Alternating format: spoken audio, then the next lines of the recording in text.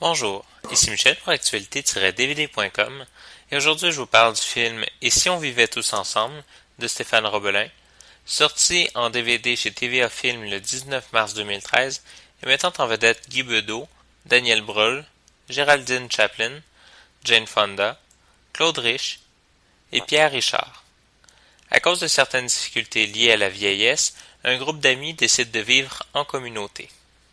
Stéphane Robelin offre un hommage à plusieurs anciens grands noms du cinéma français dans ce deuxième long-métrage qui aurait malheureusement gagné beaucoup à avoir été fait plus tard dans le cheminement du réalisateur.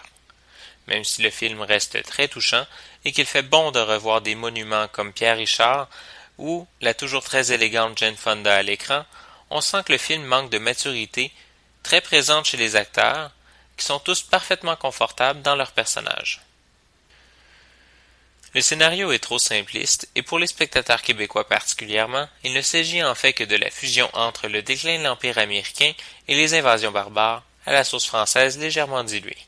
Certains détails sont trop élaborés pour pas grand-chose, et d'autres, qui semblent pourtant centraux dans l'histoire, ne reçoivent qu'un traitement superficiel, comme la présence du jeune sociologue, posté en observateur et qui fait office de figurant la plupart du temps, à l'exception de ses conversations avec Madame Fonda qui sont, elles, assez intéressantes. Le film se finit par contre sur une scène très belle et très bien tournée qui nous laisse complètement indécis entre l'émotion et la raison, réussissant à nous toucher droit au cœur tout en créant chez nous un malaise sur ce qu'il aurait fallu faire, comment agir.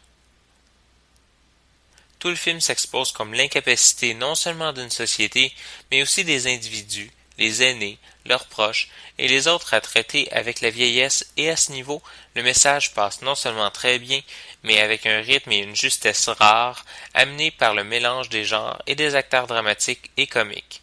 Le film est présenté en format d'image 1.85, en français Surround 5.1, avec les sous-titres anglais. Il n'y a pas de supplément sur le DVD.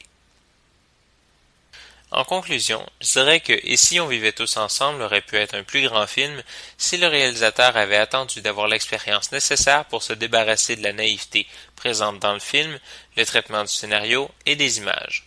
Cependant, il est fort à parier que dans 5 ou 10 ans, il aurait été beaucoup plus difficile de réunir à l'écran des acteurs dont certains sont nés avant 1935. C'était Michel, je vous remercie et bon visionnement.